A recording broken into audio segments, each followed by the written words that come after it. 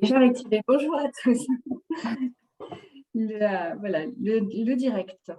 Bienvenue dans cette conférence industrie et technologie. Donc, je voulais effectivement vous présenter en quelques mots le projet de l'usinerie et puis donc le rôle de l'usinerie Partners qu'on représente avec Anne-Sophie.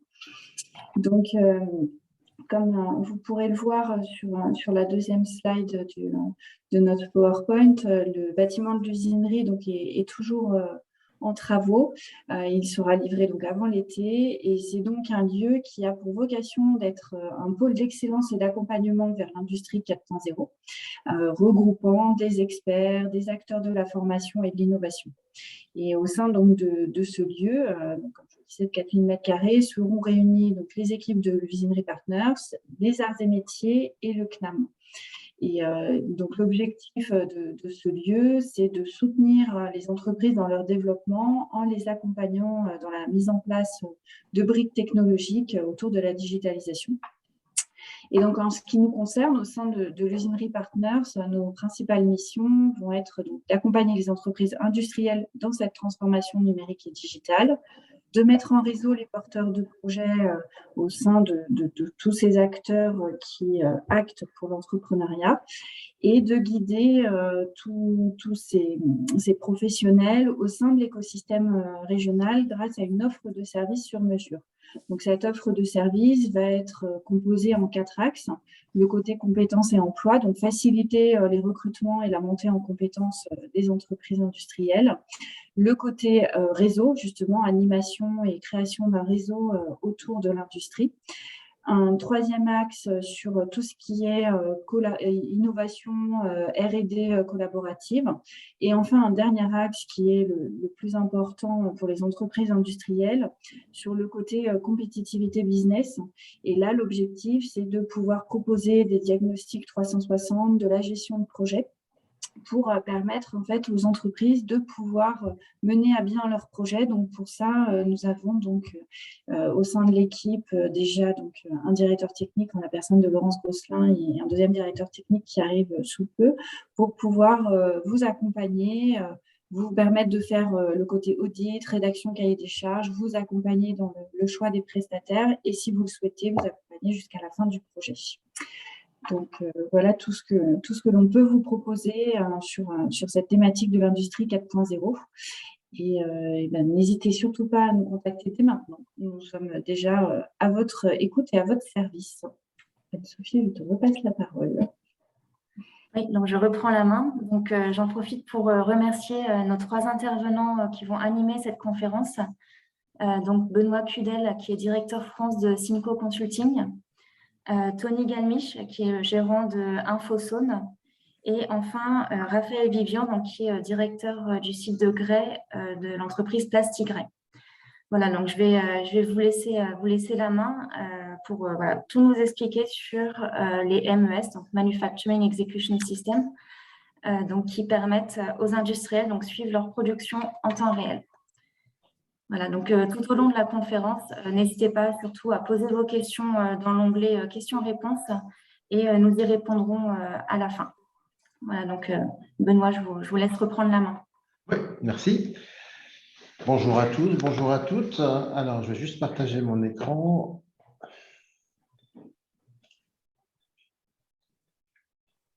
Et normalement, pour me confirmer que vous avez donc mon PowerPoint sous la main. Alors effectivement, à la demande de l'usinerie, on va parler donc du MES, Manufacturing Execution System, qui est un outil de gestion de récolte des données donc en temps réel. Et donc, je vous propose, hop, si j'arrive à passer sur la deuxième page, voilà. Je vous propose, dans un premier temps, de faire un petit peu l'histoire sur les systèmes d'information et qu'est-ce qui fait qu'on est arrivé donc à la réflexion et la mise en place de ce type d'outils, les MES, d'intégrer, puisque notre métier chez Simco, c'est d'accompagner nos clients donc, sur tous les flux physiques d'information liées à la supply chain, donc de regarder comment se positionne dans un système d'information, dans des systèmes d'information d'une entreprise, donc ce MES, à quel endroit donc on va aller le chercher, comment est-ce qu'il fonctionne et quels avantages donc, va nous amener donc, cet outil. Ensuite, on fera un focus un peu plus spécifique sur la collecte d'informations, le meilleur moyen de récupérer l'information, puisqu'on est bien sur un outil de suivi de production donc en temps réel. Et puis donc un petit slide également pour conclure, non, puisqu'après nous aurons donc le témoignage donc, de Raphaël et de Tony. Donc, sur les conditions de succès, finalement, investir dans un MES, ça demande évidemment des prérequis et il faut surtout derrière pouvoir gérer ces données et les appliquer de manière à pouvoir vraiment aller chercher la valeur ajoutée d'un tel système. Alors, voilà un slide bien chargé. Juste un petit focus peut-être sur la notion de système d'information, puisqu'un système d'information doit donc à la base donc donner et transmettre des informations, récupérer et transmettre des informations sur un système donc de pilotage, et puis donc collecter, mémoriser, traiter, diffuser l'information sur un système opérant. Ça c'est important, on y reviendra tout à l'heure, puisqu'on verra comment finalement on opère avec ce MES et quel est le système de pilotage et quel est le système opérant donc, lié au MES, hein, puisque donc, on a toujours cette notion de système d'information avec des systèmes qui ne prennent pas encore totalement des décisions sur les activités, mais qui doivent donc offrir la possibilité donc à un utilisateur, à un pilote de processus, de prendre la bonne décision et de transmettre donc ces informations sur un système opérant. Et on verra comment le MES remonte ces informations justement de système opérant. On est plutôt sur la phase ici de production. Alors, qui dit MES dit forcément une activité donc de production, hein, de manufacture. Et donc, dans les années 1965 apparaît donc le MRP, le MRP qui était plutôt vraiment dédié donc matériel resource planning, qui était vraiment dédié donc aux composants, à la matière nécessaire donc pour des réalisations de produits. Et donc qui était très focus sur ce qu'on appelle les nomenclatures ou les baumes, pour ceux qui utilisent SAP par exemple, un bill of material. C'est-à-dire qu'on sait qu'une table est constituée d'un plateau de quatre pieds, de visserie, d'un cadre éventuellement. Et donc, en fonction d'une quantité en commande, on sait aller estimer le nombre de composants et puis donc déterminer en fonction de l'arrivée donc de ces composants, quand est-ce qu'on est en mesure de pouvoir produire ces articles et ces produits. Arrivé à une quinzaine d'années plus tard, dans les années 80, le MRP2 qui, lui, va non seulement se récolter cette information donc, sur ces notions donc, de nomenclature, mais qui va en plus amener de la valeur ajoutée sur les capacités et les ressources, tant humaines que matérielles, puisque OK, on a les composants, mais il faut quand même avoir le matériel, les machines disponibles, les hommes pour fabriquer donc, ces produits. Et donc, le MRP2 prend en compte ces besoins dans les années 80. Et puis, le RP arrive, hein, c'est relativement récent, hein, 1990, où on va centraliser les bases de données avec un focus et des orientations donc, sur des outils financiers, de gestion, hein, de prévision donc, de tout ce qui va être cash flow, hein, besoin en fonds de roulement, trésorerie de l'entreprise. C'est le gros intérêt de l'ERP. Et en même temps que cet ERP apparaissent les premiers MES, Manufacturing Execution System, avec des moyens beaucoup moins performants qu'aujourd'hui en termes de technologie, en termes de collecte d'informations. Mais c'est quand même un outil qui aujourd'hui a une trentaine d'années et qui est relancé, j'allais dire, à travers donc, cette fameuse industrie 4.0 dont l'usinerie sait correctement et très bien nous parler.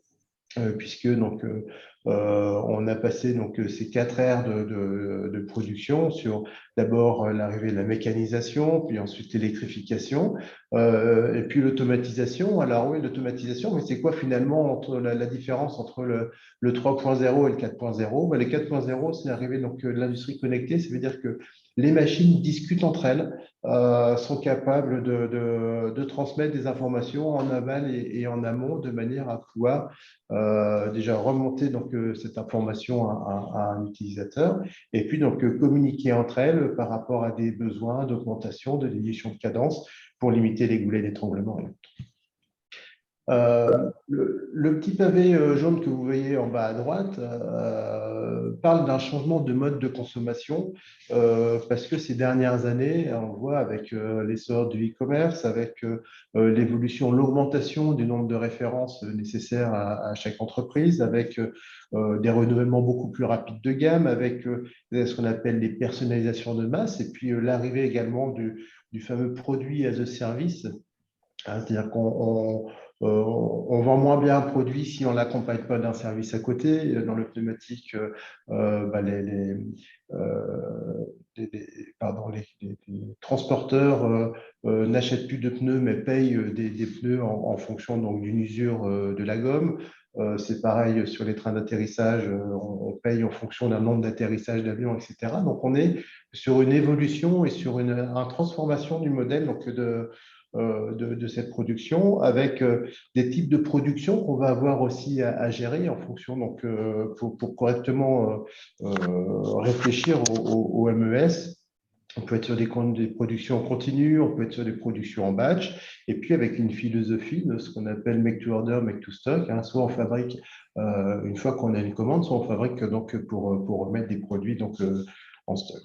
Alors tout ça pour situer donc ce MES, pour le resituer et voir comment aujourd'hui dans une organisation d'entreprise, dans les systèmes d'information, on peut correctement donc positionner et à quel endroit il se positionne, ce fameux MES. Alors, je vous propose ici une cartographie qui a été élaborée par le CXP, qui reprend cette supply chain hein, du fournisseur au client. On parle aujourd'hui de supply chain étendue du fournisseur jusqu'au client du client, et qui reprend ces différentes strates stratégiques, tactiques, opérationnelles, exécution, de l'achat à la vente, hein, avec ces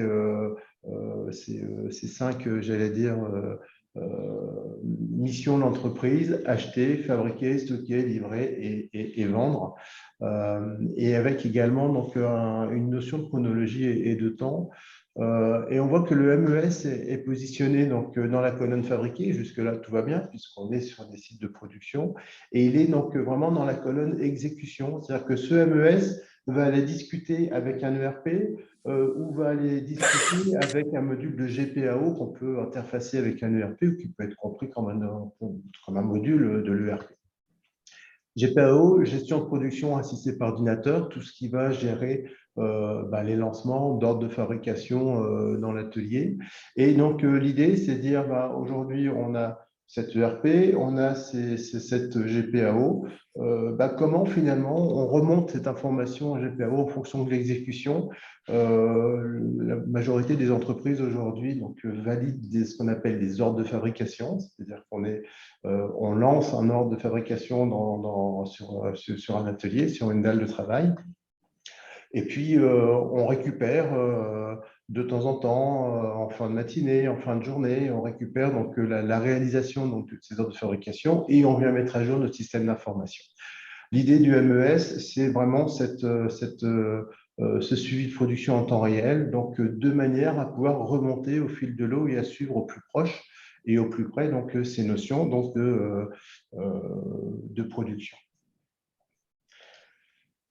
Alors, comment ça fonctionne un MES? On a un certain nombre de points, une bonne dizaine de points ici, qui ont été définis par des standards. Donc, il existe une association de MES, Manufacturing Enterprise Solutions Association, le MESA, qui a défini donc, un standard en disant si on veut mettre en place un MES dans une entreprise, on doit s'occuper de donc, définir par cahier des charges et valider si effectivement on a de la valeur ajoutée ou pas à implémenter un MES, puisqu'il y a un coût quand même à cette implémentation. Donc, avec ces 10-11 points, donc, qui commencent par l'acquisition des données. Donc, évidemment, c'est le point essentiel du MES. C'est comment est-ce que je collecte les données en temps réel sur les équipements, donc sur les machines dans l'entreprise, etc. Donc, c'est le point clé, j'allais dire, du MES. Mais on va aussi parler de l'ordonnancement, donc, pour optimiser donc, tout ce qui est séquencement donc, des opérations. On va parler de la gestion de la main-d'œuvre, puisque ça permet de suivre, d'analyser, d'optimiser les rendements des employés donc, au niveau donc, de la production. On verra qu'il y a vraiment des intérêts et des gains intéressants à suivre cette production donc, en temps réel. On parle des ressources. Je disais tout à l'heure, le MRP2 donc, amène cette notion donc, de ressources. Donc, tout ce qui va spécifier la gestion, l'utilisation en temps réel, toujours, donc la production, le personnel, les équipements, les matières, les composants. Donc, on est vraiment sur ces informations globales. On verra aussi que ça permet d'affiner, puisque on a parlé d'OF, d'ordre de fabrication. Avant les OF, pour lancer donc, une fabrication, on a ce qu'on appelle une gamme, donc une nomenclature qui définit les composants et une gamme qui va définir combien de temps on va passer par opération donc pour réaliser donc les opérations successives pour réaliser un produit fini ou un produit semi-fini. Et donc, cette gamme élaborée par un bureau d'études prend des temps, entre guillemets, théoriques ou des temps par rapport à des statistiques et autres, et ça va permettre donc de comparer les temps théoriques prévus pour réaliser un produit avec le temps vraiment réalisé et derrière d'analyser tous les aléas qui ont pu venir peut-être entraver cette notion de production. Un élément également, puisque aujourd'hui on est dans un monde de traçabilité, on a besoin de traçabilité, on entend parler de blockchain, peut-être que ça fera l'objet d'une autre session avec l'usinerie, cette notion de blockchain. Mais cette traçabilité produit ce qu'on appelle généalogie. C'est l'arbre généalogique, c'est finalement mon produit fini, de quoi il est fait, avec quels composants qui eux-mêmes ont une traçabilité, un numéro de série, des choses comme ça, donc qui permet vraiment, puisqu'on est en temps réel et au pied de la machine, par le flash d'un code barre, par la lecture d'une puce RFID, par tout moyen de collecte d'informations données, donc va permettre de dire ce produit fini est composé avec tel et tel composant qui eux-mêmes ont tel numéro de série ou autre. J'ai passé la notion de cheminement des produits et des lots, là aussi, donc gérer les lots donc, au mieux, au plus proche de la réalité, assurer donc, la disponibilité donc, des composants. La partie contrôle qualité, là aussi, c'est un lien avec la traçabilité, c'est un lien avec l'échantillonnage. Donc, cette partie doit être définie avant de mettre en place donc, un MES. Tout ce qui va être gestion des processus de production, tout ce qui va être analyse donc de performance, c'est un des gros points qu'on va attendre du MES, c'est cette remontée en temps réel. Qu'est-ce qu'on fait avec ces informations? Quels indicateurs on est en mesure de mettre en place? Une notion donc, de gestion documentaire également, puisqu'on verra que la mise en place d'un MES va permettre vraiment de mettre en place des processus, de standardiser des processus et une notion donc, de documentaire. Et puis enfin, et ce n'est pas neutre, la gestion de la maintenance, puisque là aussi, on va pouvoir avoir donc, ces notions de suivi, de planification, de remontée et s'améliorer en termes de maintenance préventive ou périodique.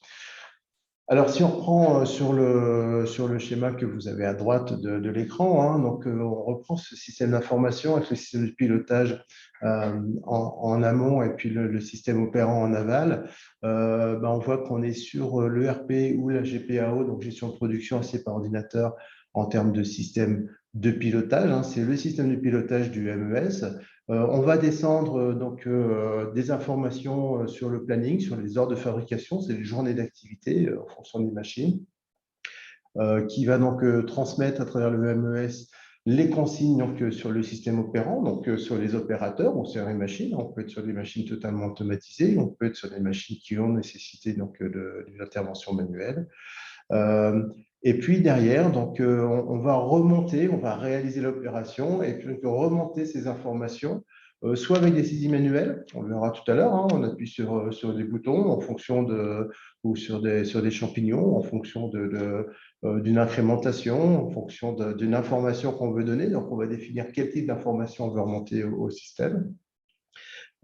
Et on va en profiter pour récupérer donc, des temps de process ou des fréquences. Et puis, donc, on peut avoir aussi donc, des objets connectés. C'est toute l'essence hein, de ce 4.0, de l'arrivée de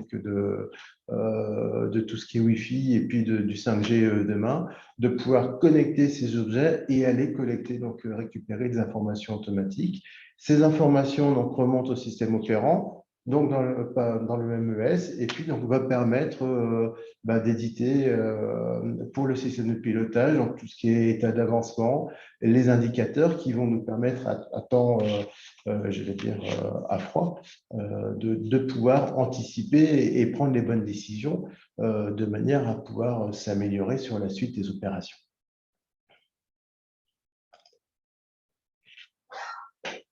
L'un des gros avantages, c'est ce fameux TRS, taux de rendement synthétique, qui est utilisé dans une grande majorité de nos ateliers de fabrication et qui doivent sonner à l'oreille des participants aujourd'hui, qui est composé, ce temps de rendement, hein, d'une disponibilité opérationnelle, d'un taux de performance, d'un taux de qualité. Donc, ces trois sous-indicateurs, j'allais dire, qu'on est capable de remonter à travers donc, ces informations en temps réel et le MES pour composer donc, ce fameux TRS.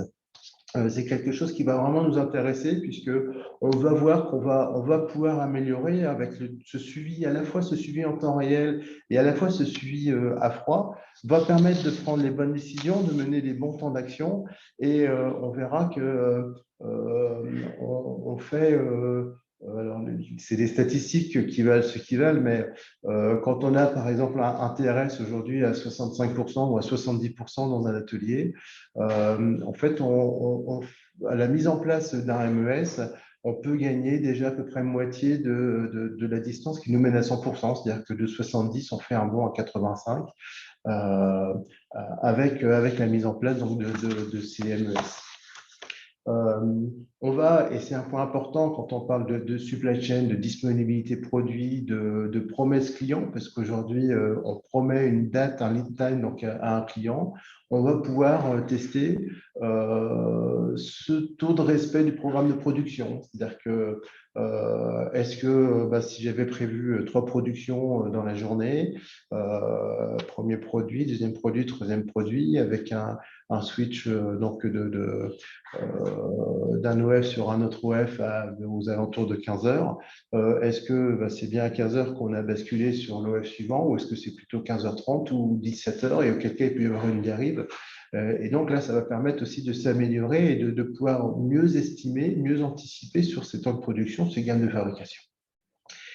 Et de pouvoir dire, effectivement, si je suis sur un flux tendu, est-ce que ce produit qui va sortir, est-ce qu'il va sortir dans les temps? Est-ce qu'il va pouvoir aller sur le poste suivant sans anomalie? Est-ce que, in fine, je vais pouvoir servir mon client avec les produits que je vais sortir tels que je m'engage à le faire? Autre avantage attendu sur ce pilotage atelier, c'est la notion de rendement matière, puisqu'on va pouvoir là aussi donc avoir des notions, des remontées quand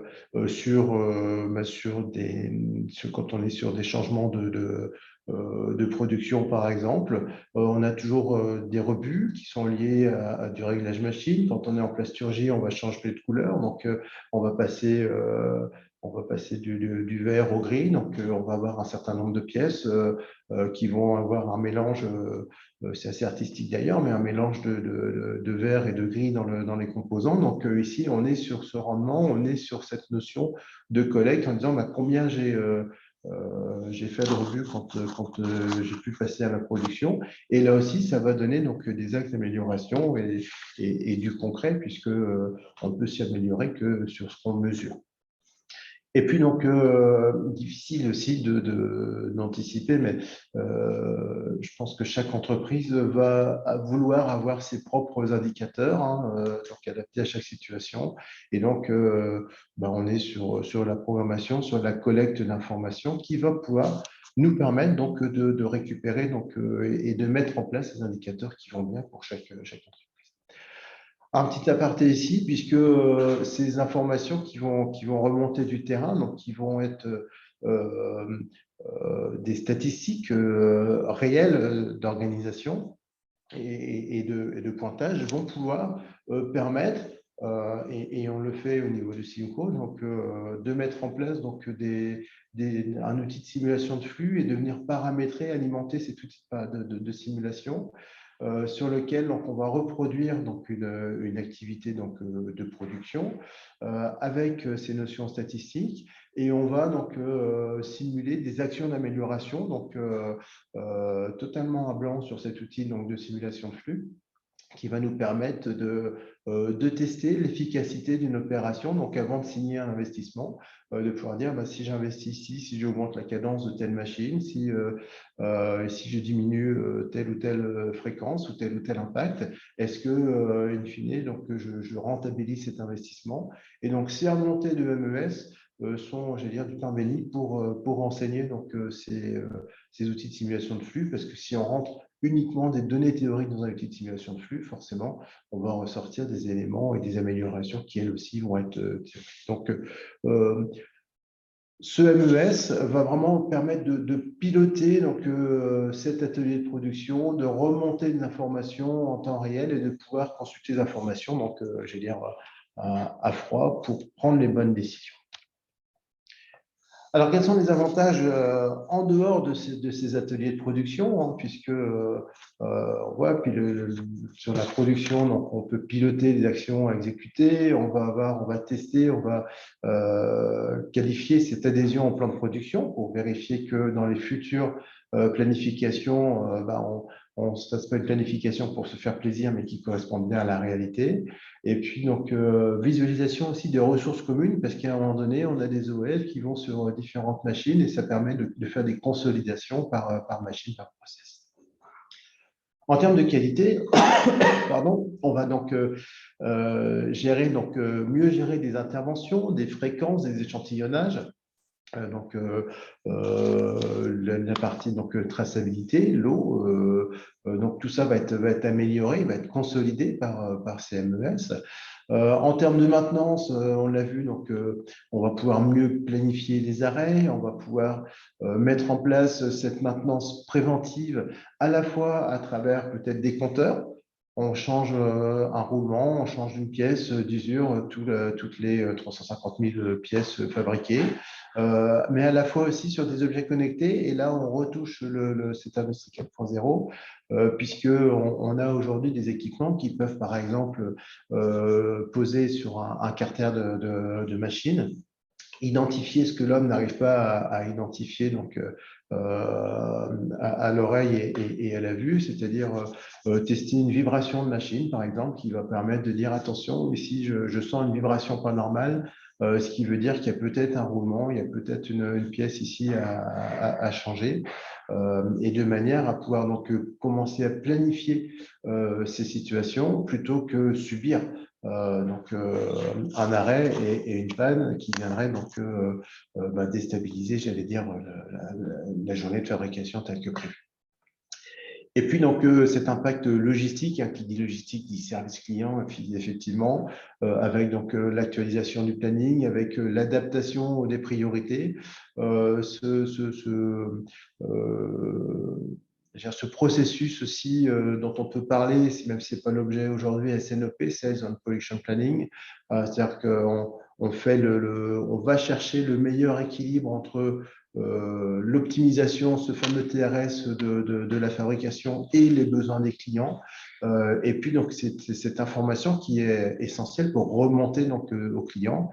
J'ai souvenir en ma qualité d'ancien patron de supply chain en plasturgie, de suivre sur un MES et à distance, sur un smartphone, les productions du week-end, les cadences du week-end pour vérifier que le camion qu'on avait fait venir le lundi matin pour charger la marchandise donc, était bien toujours d'actualité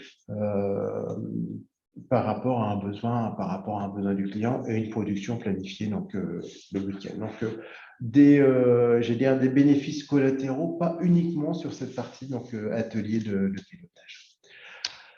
Un petit focus sur ce qu'on va appeler l'interface homme-machine.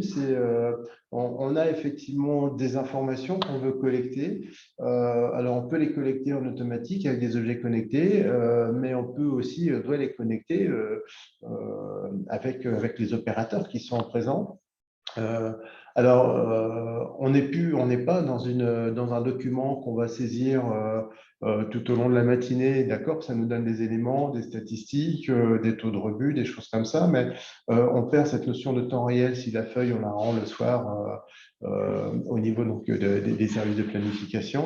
On doit vraiment être sur du temps réel, donc soit avec ici un exemple de bouton, voilà, sur une entreprise de cosmétiques, avec une bague abîmée, avec un défaut de manchon, avec un défaut. C'est-à-dire que par défaut, on a un compteur qui compte le nombre de flacons qu'on réalise. Et puis, donc, si on en enlève un parce qu'on constate un des 3 défauts qui sont définis ici, on appuie sur le bouton et donc on a ce compteur qui va nous permettre de traiter l'information, j'allais dire, en temps réel. On a aujourd'hui des tablettes ou des développements qui nous permettent de mettre directement sur le poste de travail, d'en rencontrer directement dans les applications ces informations. Directement sur un écran tactile renforcé, etc. Et puis, on a ces capteurs automatiques, des systèmes de caméra qui sont de plus en plus performantes, des systèmes de comptage, ça peut être de la puce RFID, ça peut être de la lecture de QR code, de code, etc., d'objets connectés qui nous permettent cette remontée d'informations donc, en temps réel. Alors, qui dit projet MES dit il y a des points sur lesquels il ne faut pas faire abstraction. Le premier, évidemment, en amont, c'est le système de pouvoir communiquer, doit être apte à sortir l'information, à intégrer l'information et surtout les bases de données doivent être fiables, puisque ça, c'est un point qui est essentiel. Hein, si on traite, si on insère des mauvaises données ou des données manquantes dans un système d'information, eh bien, on aura un résultat qui va forcément être erroné et pas bon du tout. Donc, cette notion de données est capitale aujourd'hui à l'heure où on informatise de plus en plus donc, nos process. Pendant la phase d'implémentation, il faut correctement définir le besoin. Hein, on n'est pas dans un standard qu'on applique, on a vraiment besoin de réaliser ce cahier des charges, de dire où est-ce que je peux mentionner, récupérer cette information. L'idée, ce n'est pas de mettre des capteurs partout et des remontées d'informations partout. L'idée, c'est de savoir cibler à quel endroit on doit pouvoir récupérer cette information pour avoir de la valeur ajoutée sur son traitement. Voilà, donc qu'est-ce que j'ai besoin comme information donc, à collecter qui va me permettre donc, un max d'amélioration. Et puis, en aval, je parlais donc de ces décisions à froid. Hein, on va retrouver cette roue de Deming qui est associée aussi donc, à tout ce qui est plan d'amélioration continue, avec cette roue qui dit je planifie une action, je la mets en place, je contrôle à la fois que ce que j'ai mis en place donc, correspond à ce que j'ai planifié et à la fois à ce que ça amène une réponse par rapport à ce que j'ai pu constater sur le terrain. Et puis, donc, après, on ajuste et on refait cette roue pour planifier, etc.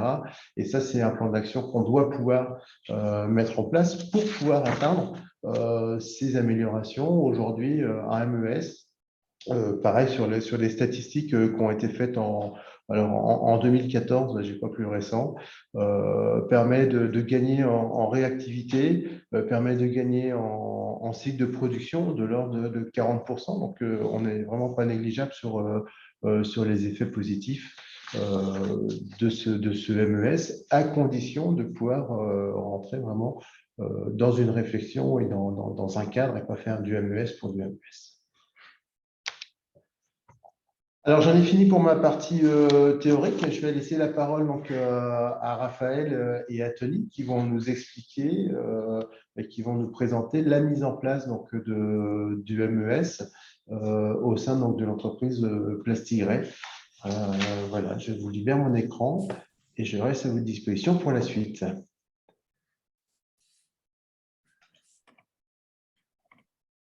Oui, bonjour à tous. Je ne sais pas si vous m'entendez. On vous entend. Super. Donc, j'ai préparé un support moi aussi pour cette présentation aujourd'hui. Donc, je vais vous l'afficher. Juste me dire si elle apparaît bien. Voilà. Elle apparaît. Super. Donc, tout d'abord, déjà pour nous présenter, donc Tony Galmiche qui est avec moi, qui en fait a sa société Infozone. Il est développeur informatique et intégrateur Odoo. Odoo est un système ERP. Et moi-même, Raphaël Vivian, responsable production du site de Grès pour la société Plastigray. Donc, très rapidement, je vais quand même vous présenter Plastigray. Donc, une petite vue d'ensemble. Hein. On voit bien l'aspect très industriel de ma société. On est plasturgiste. Donc, notre vocation, c'est la conception, l'industrialisation et la fabrication de pièces d'aspect, de pièces techniques par injection de matière thermoplastique.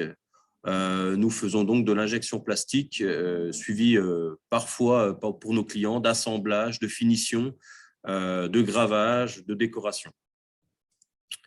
Le groupe Plastigray, rapidement, 28 millions de chiffre d'affaires, on est 280 personnes, on a 63 presses de 50 tonnes à 1500 tonnes. On est situé principalement à Grès pour tout ce qui est siège, bureau d'études et le site de Grès que je manage. Nous avons un site en Tunisie et nous avons un autre site à Saint-Brice du côté de la Bretagne. Alors, rapidement, notre histoire, mais très rapidement, l'entreprise a été créée en 86. Ça a été ensuite un temps de restructuration, de structuration surtout, avec des normes comme la norme ISO 9002, la 14001, etc. Ensuite, en 2004, on a une croissance externe qui s'installe avec justement l'arrivée de Plastica et de Saint-Brice. Et surtout, le groupe Plastigray intègre le grand groupe Euronil, qui est un groupe belge qui fait à peu près, on va dire, 200 millions de chiffres d'affaires. La croissance interne arrive en 2010. Alors, pourquoi croissance interne? Parce que là, on a un fort développement économique et on atteint ce chiffre de 26 millions d'euros de chiffre d'affaires. Et en 2016, arrive ce que nous, on appelle l'ère des grands chantiers. Donc, trois grands chantiers qui ont fait vivre l'entreprise. Le chantier Rêve, un chantier tourné autour de l'humain, autour de la main-d'œuvre et des projets liés à la GPEC. Ensuite, l'agrandissement du site de Grès.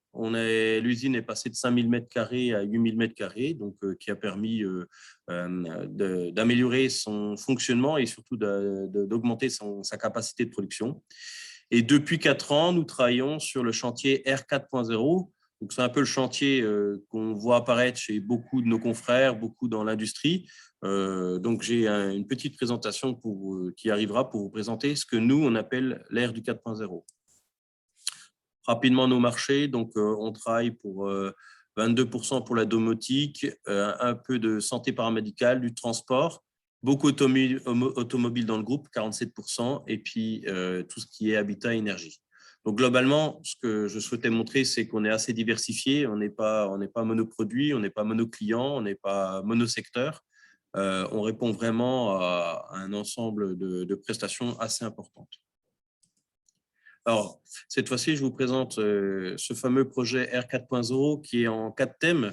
Le premier thème, c'est celui qui nous intéresse le plus aujourd'hui. En fait, c'est le système d'information qu'on a appelé l'informatique 4.0. On va retrouver ici Odoo. Odoo, c'est notre système d'ERP. Donc, c'est un développement interne qu'on a fait avec Tony il y a quelques années, suivi de Teia. Teia, c'est notre MES. On l'a appelé Teia. Teia, pour la petite anecdote, c'est la déesse de la vision. Donc, voilà pourquoi ce petit nom. Et en fait, Teia, c'est notre système MES en production qui est complètement fusionné avec Odoo d'un point de vue de l'enregistrement, de l'acquisition de données. Et ensuite, on a une troisième base qui est notre système de gestion documentaire. Alors, toutes ces bases, elles sont interconnectées, elles ont des fonctionnements, elles peuvent se lire entre elles, elles permettent des dialogues, elles ont été conçues pour pouvoir dialoguer à travers des interfaces.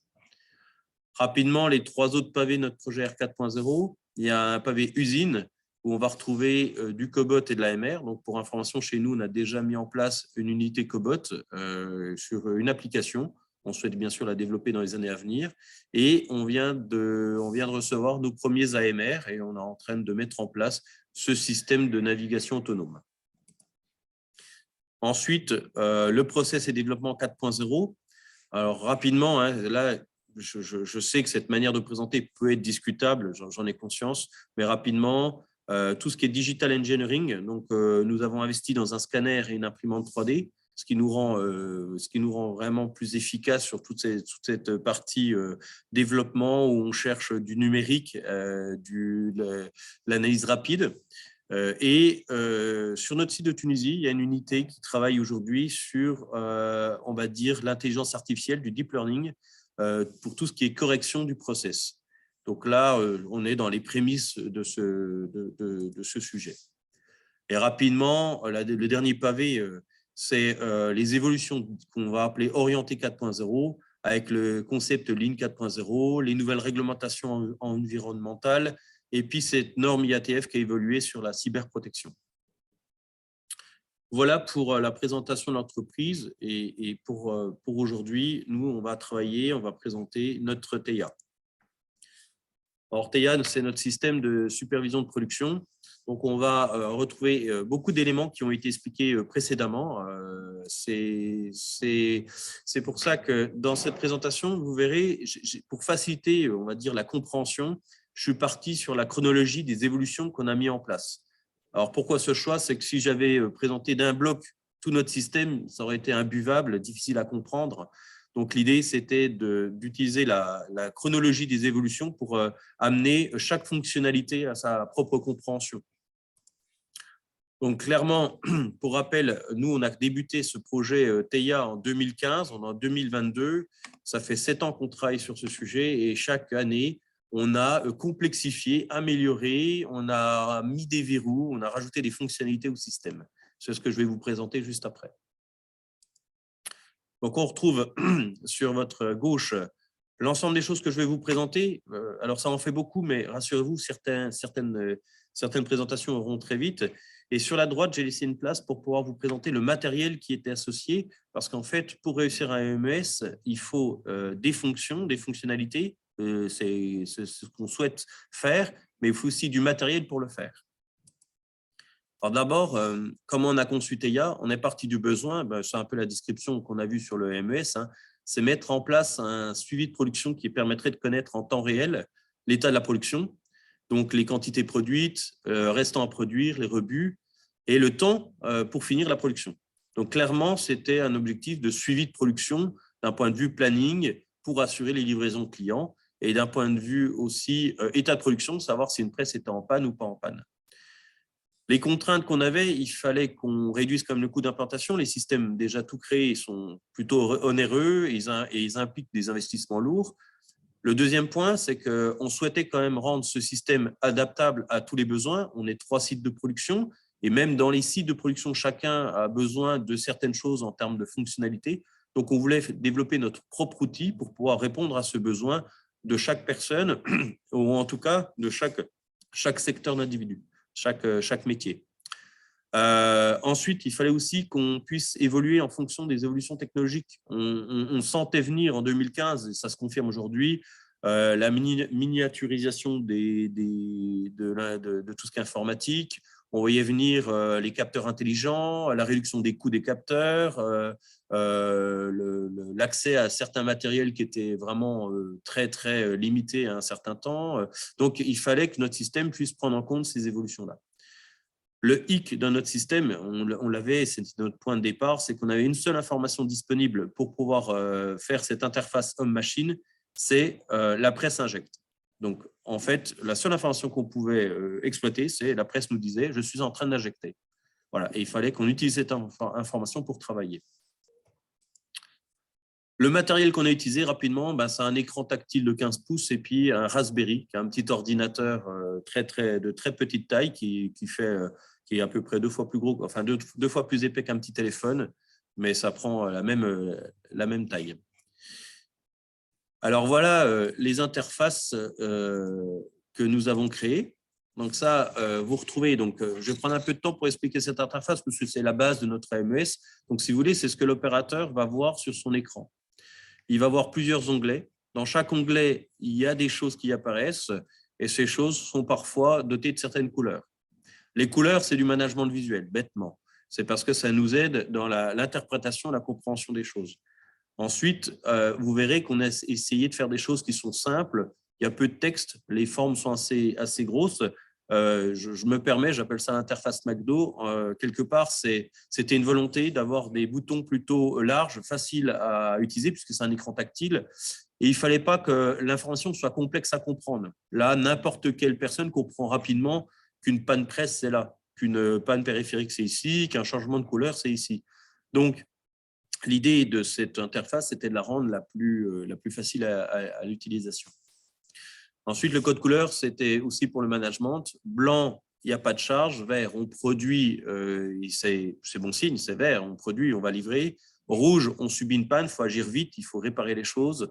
Orange, problème de management, on a mal géré les choses, on a mal anticipé, on est dans l'attente, il nous manque des choses pour pouvoir produire. Et bleu, je dirais que c'est l'incontournable, c'est le technique, c'est la maintenance. Il faut passer par ces incontournables pour arriver à produire.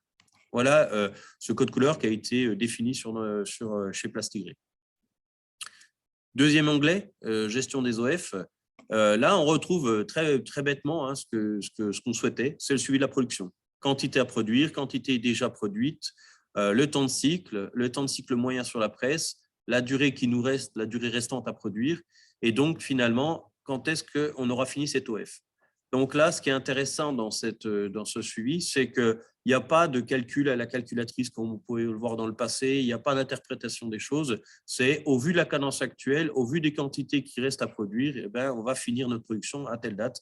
C'est précis et ça va directement informer les gens du planning de l'état d'avancement des productions sur notre atelier.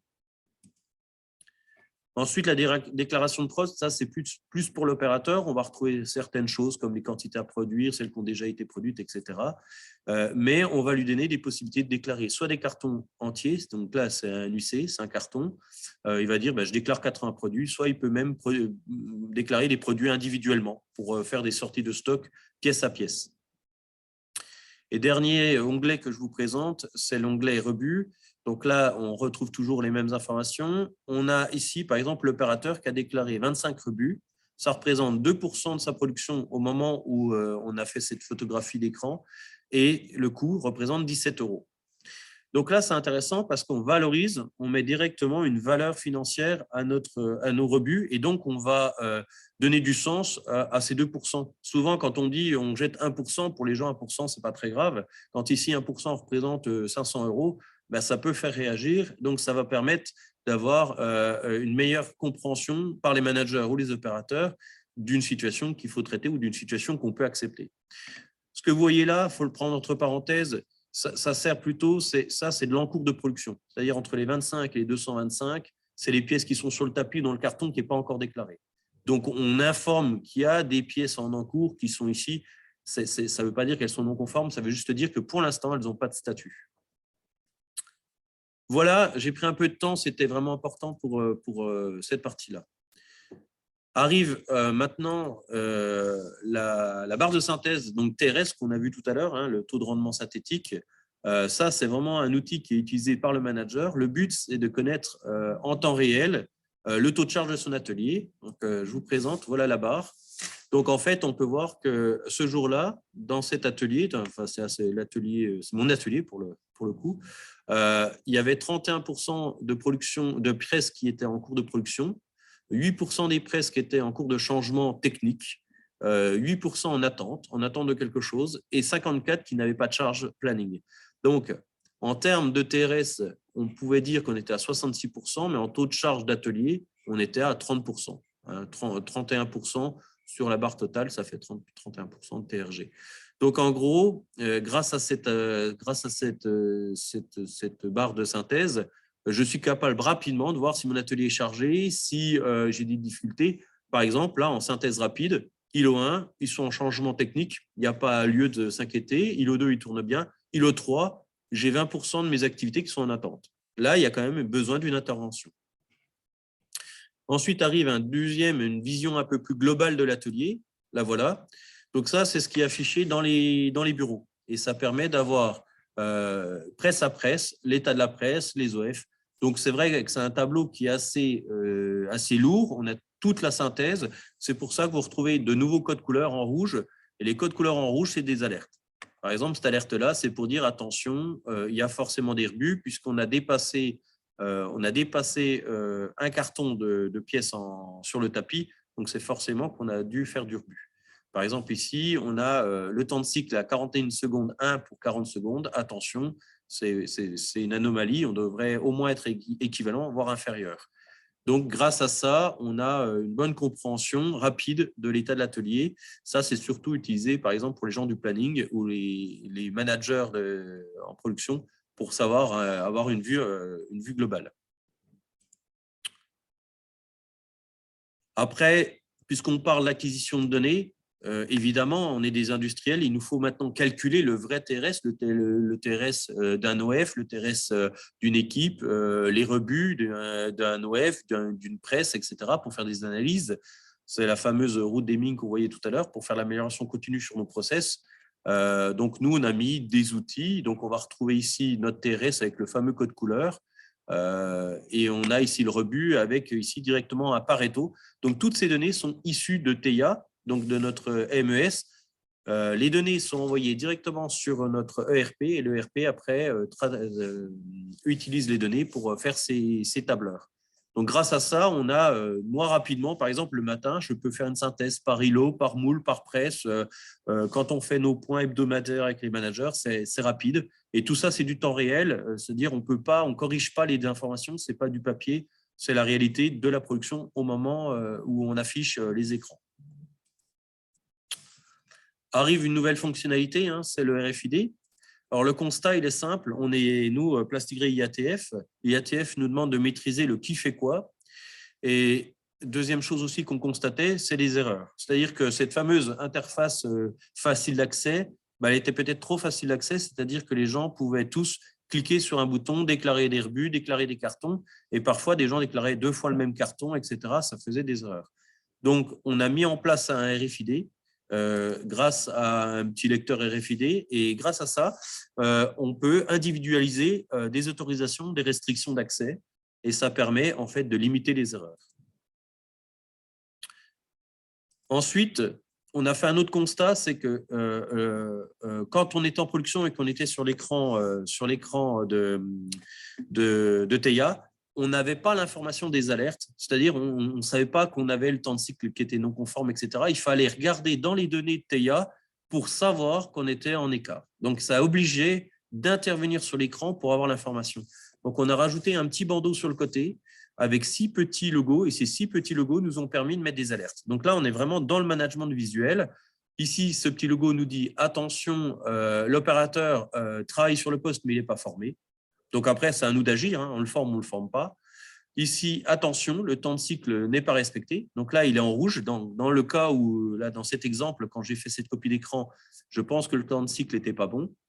Là, attention, la presse est prioritaire. Donc ça, c'est une information planning qui dit, c'est vraiment le planning qui informe la production en disant cette presse est prioritaire, ça veut dire qu'elle est chargée à 100%. Ça veut dire que si jamais il y a une panne sur le moule, tomber le moule, passer à la suite. Ne perdez pas de temps avec le process. Donc ça, c'est un outil qui est quand même assez puissant, puisqu'on va aider la technique, on va aider les maintenanciers à prendre des décisions. S'ils ne peuvent pas réparer en quelques minutes, on passe à la suite, on ne s'acharne pas. Et ça nous a permis d'optimiser énormément nos moyens de production et d'éviter des surcharges machines, des travails le week-end, voire même des achats de presse, puisqu'on optimise nos moyens, quitte à changer de production plus souvent, mais au moins on assure que nos presses chargées travaillent à 100%. Le logo suivant, c'est le petit camion avec la petite horloge. C'est notre client a besoin des pièces rapidement. On est dans un planning court. On a peu de temps pour produire. Donc là, s'il est en rouge, ça veut dire attention, si on est en panne, c'est l'urgence numéro 1. On quitte tous les autres problèmes de l'atelier. On traite que celui-là. En dessous, c'est la maintenance qui ne se serait pas faite sur le moule. Et puis là, c'est le rebut. Point suivant, hein, vous voyez, au fil de l'eau, je vous montre des nouvelles fonctionnalités. Ça, c'est les IP. Les IP, on a mis en place un petit système qui permet de donner de l'information sur les réclamations ou les problèmes de qualité qu'on a en production. Donc, l'opérateur a un petit bouton. Je vous le montrerai tout à la fin. Hein. L'opérateur a un petit bouton et s'il clique dessus, eh ben, il sait qu'il y a une information pour lui et il peut la prendre en compte. Qualification opérateur. Donc, ça, c'était une nouveauté il y a quelques années. Dans une logique de zéro papier et puis aussi dans une logique de bien maîtriser et de bien enregistrer les formations au poste, on a rajouté un onglet. Donc voilà l'onglet. L'onglet gestion du personnel. On retrouve l'opérateur. Est-ce qu'il a été formé ou pas? Donc dans ce cas-là, non. Il est en attente. Et quand il sera formé, on le verra ici, il sera marqué validé. Donc c'est une fonctionnalité supplémentaire qui permet de gérer l'opérateur et de vérifier qu'il est bien formé au poste. Alors là, j'arrive dans un tournant technologique dans notre TIA. Si vous vous souvenez, au début de la présentation, je vous ai dit la seule information qu'on ait, c'est la presse injecte. Le fait de dire que la seule information qu'on ait, c'est la presse injecte, ça limite l'interprétation. Ça veut dire que si la presse s'arrête d'injecter, on attend quelques temps et on dit « Ah, ben, elle doit être en panne ». C'est de l'interprétation. Donc, de ce fait-là, ça ne nous convenait plus, puisque pour aller plus loin dans notre optimisation de notre MES, ce n'était pas suffisant. Donc, on a décidé de créer sur mesure une carte électronique compatible avec le Raspberry, compatible avec notre écran et tous les éléments qui étaient déjà en place pour nous permettre de faire des entrées et des sorties qui étaient capables qu'on pouvait utiliser pour d'autres fonctions, pour d'autres informations. Et donc, on pouvait lui donner des informations extérieures. On peut lui donner, par exemple, l'état d'un préchauffeur, l'état d'un autre élément. On peut aussi utiliser la sortie pour pour donner une information, pour envoyer un signal, et puis utiliser cette sortie, ce signal, pour faire quelque chose. Et c'est justement comme ça qu'est arrivée cette étape qui est une étape très importante dans notre système, l'arrêt de la presse.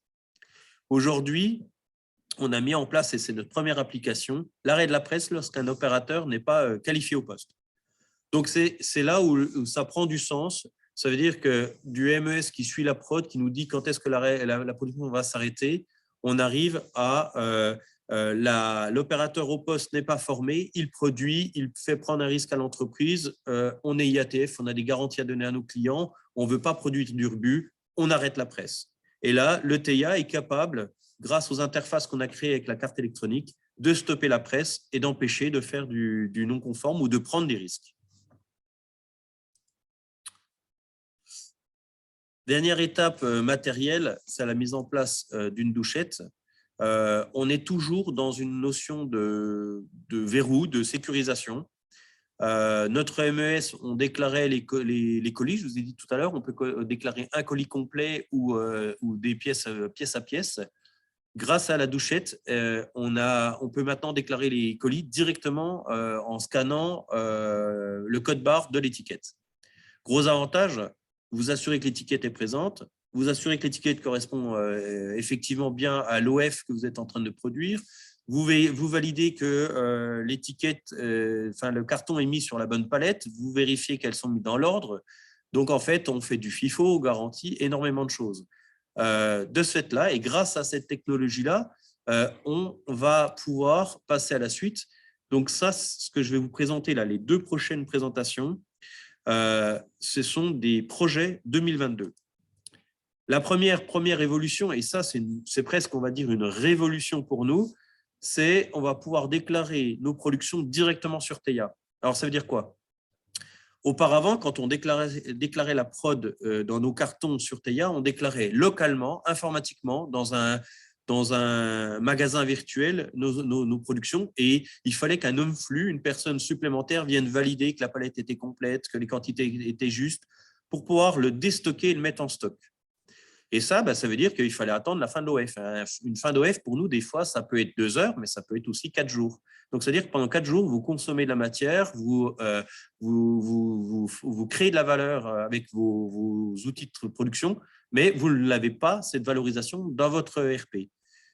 Grâce à la douchette et la sécurisation que la douchette a mis en place, on a pu et on va pouvoir mettre en place directement la déclaration de nos cartons dans l'ERP.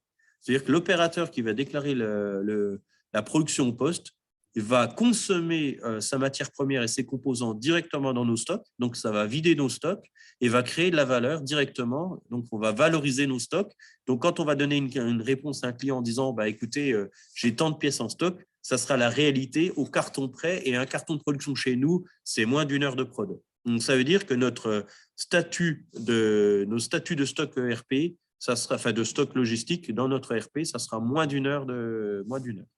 Donc ça, c'est vraiment une évolution très, très importante et en plus, ça va nous gagner en efficience puisqu'on va pouvoir réduire aussi le nombre de contrôles faits par d'autres personnes sur les déclarations. Donc, c'est vraiment quelque chose de très important pour nous. Et deuxième point qu'on va traiter cette année, c'est tout ce qui est hors de travaux de la maintenance. Donc, en fait, ce qu'on souhaite faire, c'est pouvoir faire une interface, une page, elle n'est pas encore créée, mais une interface où on va dialoguer avec le technicien pour lui poser des questions. Par exemple, si le moule sort de mécanique, est-ce que la broche qui a été modifiée est conforme? Est-ce qu'on n'a pas généré de nouveaux défauts sur le produit, etc. Et si on n'a pas la réponse, on va pouvoir utiliser cette fameuse carte électronique à nouveau pour arrêter la presse. Donc là, encore une fois, grâce à notre outil Teia, on va pouvoir mettre une sécurité supplémentaire, empêcher les erreurs, empêcher la création de produits non conformes, voire même, dans certains cas, je le décris ici, ça peut être des matériels défaillants, voire même dangereux dans certains cas. Donc, l'opérateur qui mettra un matériel dangereux, qui ne se rend pas compte que ce matériel peut le blesser ou peut se casser lui-même, la presse refusera de produire, refusera de faire des mouvements. Donc, tout ça grâce à notre Teia. Donc, on voit bien, hein, c'est un peu la conclusion que je voudrais faire avant de passer à quelques exemples. Notre système s'est passé d'un suiveur de production vraiment basique qui nous disait, voilà, il reste tant à produire, vous avez déclaré la production dans un magasin virtuel, le temps qu'on les mette en stock, etc. Aujourd'hui, on est sur un système verrouillé qui prend en compte la qualification, qui va bientôt prendre en compte les ordres de travaux maintenance. On va avoir des déclarations en temps réel, la valorisation de nos stocks en temps réel. On pourrait même en faire un outil financier en temps réel, c'est-à-dire moi, je pourrais dire j'ai fabriqué tant de marge contributive aujourd'hui ou de marge brute aujourd'hui, j'aurai la capacité de le dire grâce à ça. Aujourd'hui, je suis obligé d'attendre le lendemain, voire plusieurs jours, que les OF se finissent pour avoir ce type d'information. Voilà, donc c'est tout l'intérêt de notre système, c'est que ça suit la production, mais ça donne beaucoup d'informations d'un point de vue management. Et vous avez vu qu'on a mis aussi beaucoup de management visuel à travers cet outil.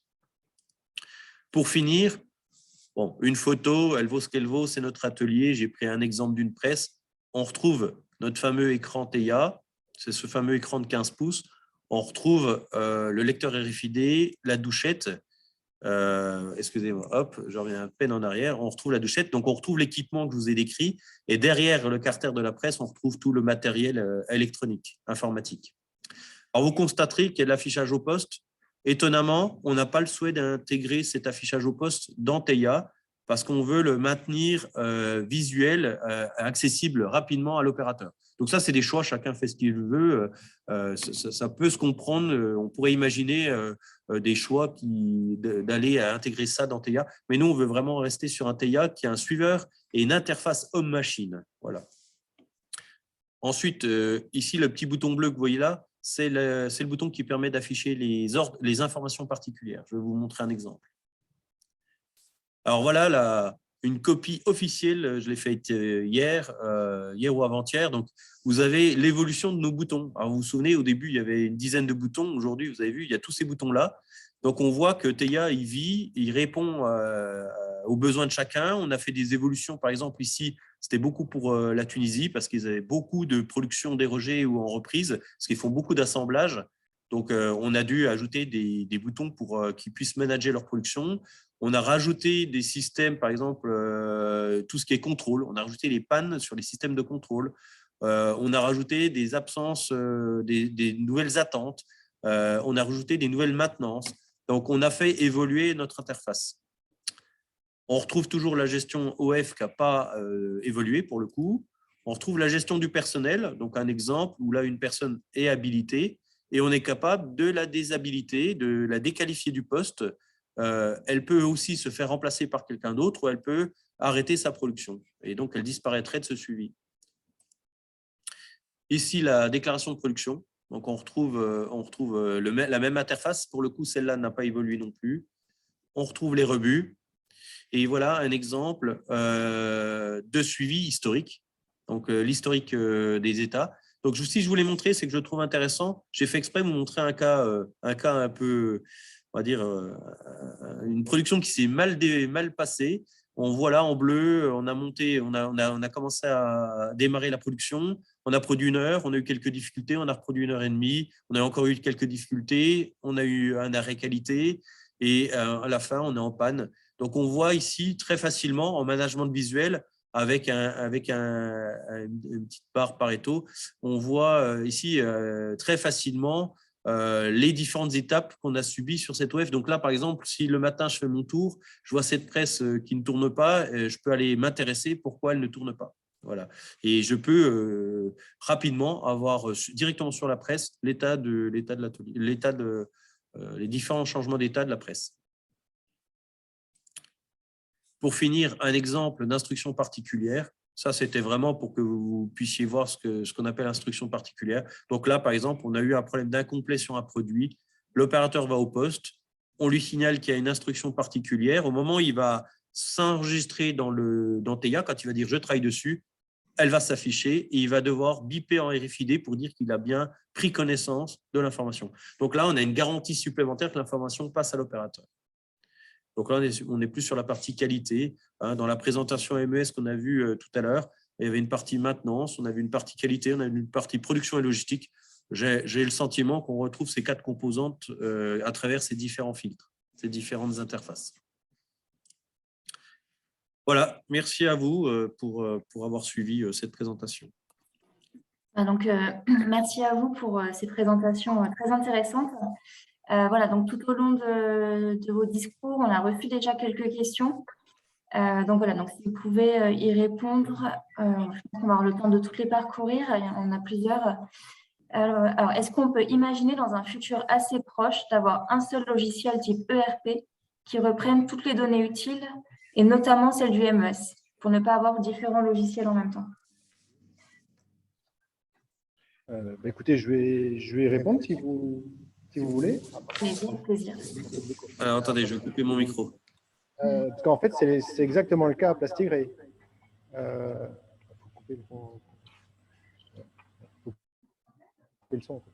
Excusez-moi, il y a de l'écho entre nos 2 ordinateurs. Oui, en fait, c'est exactement le cas à Plastigré. C'est-à-dire qu'on utilise le RP Odoo. Donc déjà, Odoo, c'est un logiciel libre. Donc comme c'est un logiciel libre, on a pu l'adapter exactement aux besoins de Plastigré. Déjà, c'était le but de mettre un ERP de ce type-là à Plastigré. Et le MES qu'on a développé en interne, il est complètement intégré dans Odoo. Donc, en fait, on a tout intégré dans notre ERP. Voilà, donc un seul et même logiciel, c'est possible. ERP, MES. Une autre question concernant les flux. Est-ce que, à cause des difficultés d'approvisionnement actuelles, est-ce qu'on va de plus en plus abandonner la gestion en flux tendu? Question d'actualité. Je ne sais pas si c'est à moi de répondre, je ne suis pas spécialiste. En tout cas, je vais parler de l'expérience Plastigré. Je ne pense pas, ça dépendra des productions qu'on a, des clients, de leur volonté. Après, une chose vraie, c'est qu'on a dû, nous, Plastigré, adapter un certain nombre de stocks. On a augmenté des stocks, on a augmenté des délais de production, on a même anticipé certaines productions de certains clients alors qu'il n'y avait pas de commande. Donc, il y a des changements de comportement. On n'est plus toujours sur du flux tendu. Mais la logique du flux tendu, j'ai le sentiment qu'elle ne disparaîtra pas. Après, je ne suis pas spécialiste, hein. Peut-être que Benoît… Oui, je peux compléter un peu. Effectivement, elle ne va pas disparaître très clairement. On va plutôt être justement dans l'interprétation et l'échange d'informations entre les systèmes d'information d'un fournisseur et son client. On a aujourd'hui des outils qui apparaissent sur le marché qui interviennent en qualité de tiers de confiance. C'est-à-dire que c'est difficile quand on est fournisseur de donner sa charge de travail à son client. Quand on est client, on ne va pas donner son carnet de commande à son fournisseur. Par contre, aujourd'hui, il y a des systèmes qui permettent d'intégrer les deux donc chez un tiers de confiance qui va analyser les charges de travail, qui va analyser des encours de stock, de production et pouvoir redescendre des informations en disant attention, là, ici, il faut peut-être anticiper sur telle production ou il faut peut-être ralentir ou aller acheter un peu de matière parce qu'on sent que le portefeuille de commande commence à prendre de l'ampleur. Donc, on est plutôt sur de la valorisation de la donnée qui est dans les systèmes d'information. D'accord, très bien. Merci. On va poursuivre avec une autre question concernant cette fois-ci l'intelligence artificielle. Est-ce que le MES va utiliser de plus en plus l'intelligence artificielle?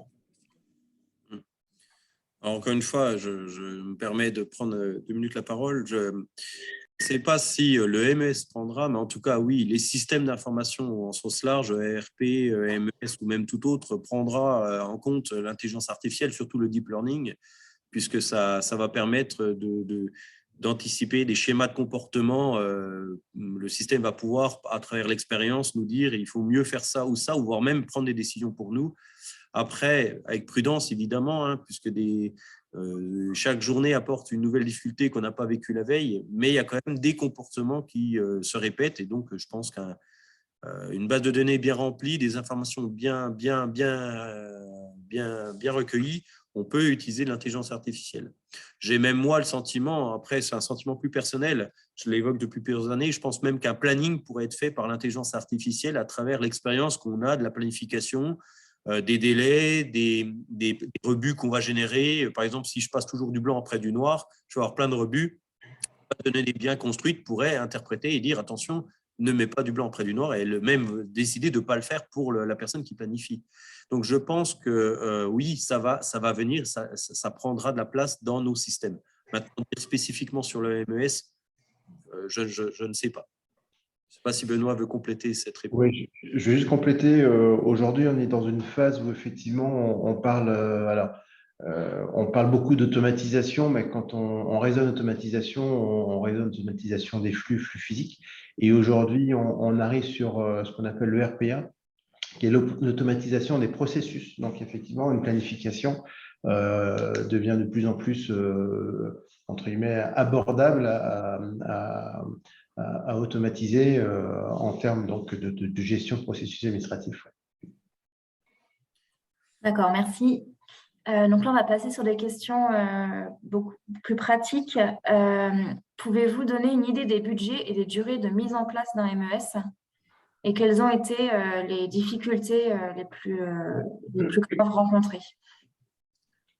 Je vais essayer d'y répondre. Alors, les budgets, on peut considérer qu'on a le coût global quand on additionne tout ce qu'on a payé en termes de développement, en termes de temps interne, etc. On est légèrement plus bas, mais pas très éloigné de ce que pourrait coûter un système intégré acheté sur le marché. Donc là, le chiffre est difficile à dire parce que voilà, ce n'est pas un engagement que je peux faire comme ça en ligne, mais en tout cas, dites-vous que on ne fait pas des gains de fou sur un système complètement intégré qu'on trouve sur le marché, etc. Le gros intérêt qu'on a eu, nous, à développer ça, c'est vraiment l'adaptabilité, la flexibilité, les choix, comme le graphisme ou les couleurs. Et vous avez vu les boutons qui ont évolué. Il n'y a pas de discussion externe, c'est vraiment des choix internes. Donc ça, c'est vraiment un gain qui n'a pas de prix, surtout qu'on travaille avec la Tunisie qui a une culture différente de la nôtre et qui n'ont pas forcément, malgré tout, les mêmes besoins en termes d'analyse d'information. Par exemple, ils vont, eux, beaucoup plus surveiller le travail au quotidien que nous, on est beaucoup plus sur l'autonomie des gens. Aujourd'hui, je parle. Peut-être que demain, ça changera, mais en tout cas, aujourd'hui, ce n'est pas les mêmes besoins.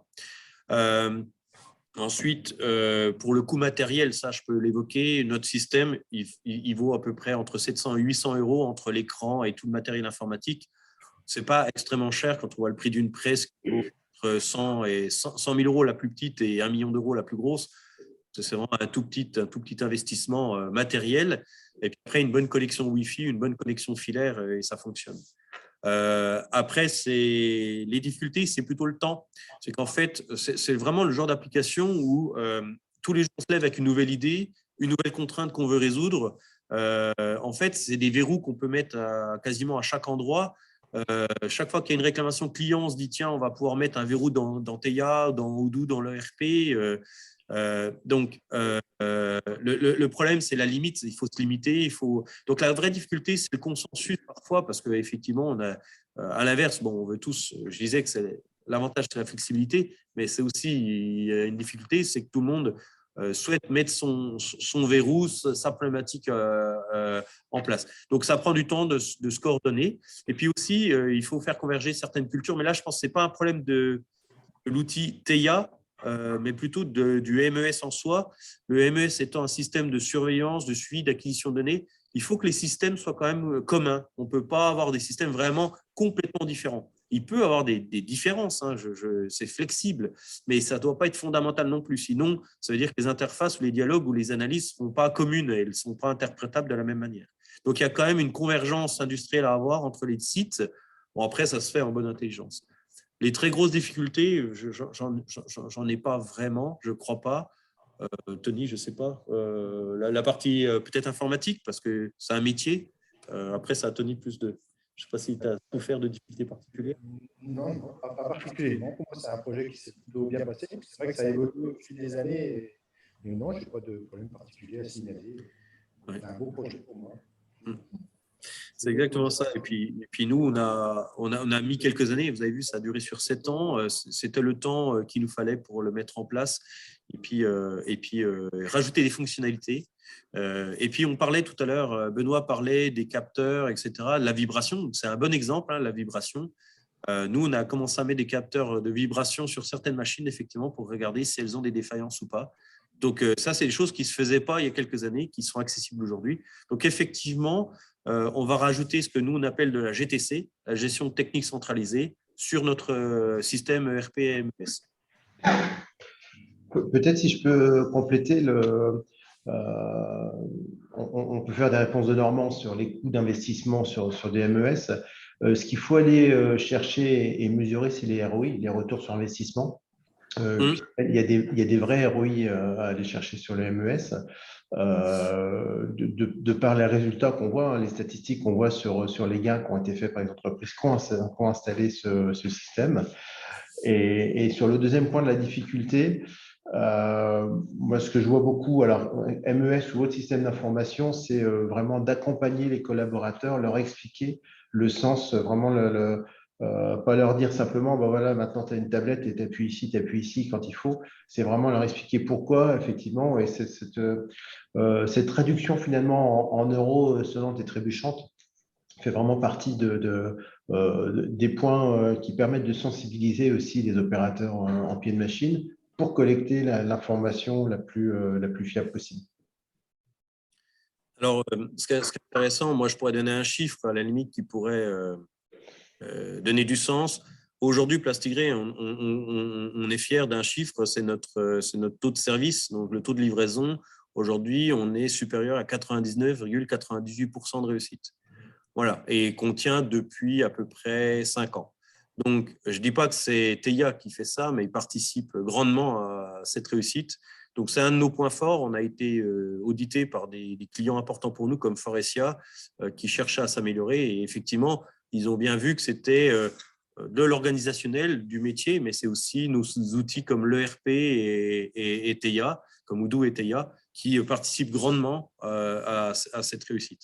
Voilà. Donc, ça ne sera pas financier la réponse, mais elle peut être aussi sur nos indicateurs de performance. D'accord, très bien. Merci pour ces réponses. On a encore une autre question. Odoo est-il gratuit? Donc, je vais me permettre de répondre, parce que je suis intégrateur Odoo, c'est mon métier depuis 7-8 ans maintenant. Donc en fait, il y a deux versions de Odoo. Il y a la version communautaire et la version entreprise. Si vous allez sur le site de Odoo, bon, ils vont surtout vous mettre la version entreprise en avant. C'est normal, c'est de ça qu'ils vivent. Mais à Plastiré, on a fait le choix de mettre la version communautaire, donc du coup la version gratuite. Après, ça ne veut pas dire que c'est pas parce que la version elle est gratuite, c'est-à-dire que vous pouvez la télécharger gratuitement, l'installer gratuitement sur vos serveurs. Après, ça ne veut pas dire que tout est gratuit. C'est-à-dire que la formation, il faut bien la payer, le paramétrage, il faut bien le payer, tous les développements qui ont été faits, il faudra bien les payer. Donc l'intérêt qu'on peut y voir, c'est que vous n'avez pas les licences à payer. Et donc l'argent que vous pouvez économiser sur le prix des licences, ben, vous pouvez le mettre sur du développement, sur de l'adaptation. C'est vraiment là le point fort de Odoo. Très bien. Donc, je ne vois pas d'autres questions. Écoutez, je vous remercie tous les trois pour vos interventions très enrichissantes. Je vous remercie aussi vous qui avez participé à ce webinaire. Donc, j'espère que désormais, vous savez tout sur les MES. Donc, n'hésitez pas à nous suivre sur les réseaux sociaux et sur notre site internet pour suivre notre actualité et les différents événements que nous organisons et donc les autres conférences qui suivront. Je vous remercie et je vous souhaite à tous une bonne journée. Merci à vous. Merci. Merci, bonne journée. Merci. Au revoir.